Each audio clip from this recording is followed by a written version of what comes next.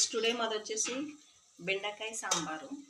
So ఆవాలు జీలకర్ర పచ్చిమిర్చి ఆనియన్స్ వేసామండి ఆయిల్లో ఫ్రై అయ్యాక. నెక్స్ట్ కొంచెం బెండి కూడా వేసాము.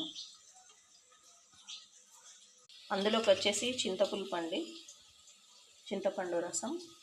సో దీంతో పాటు ఇంకొక కర్రీ అండి, అది వచ్చేసి కూరల చింతకాయ విత్ టమాటో అండి.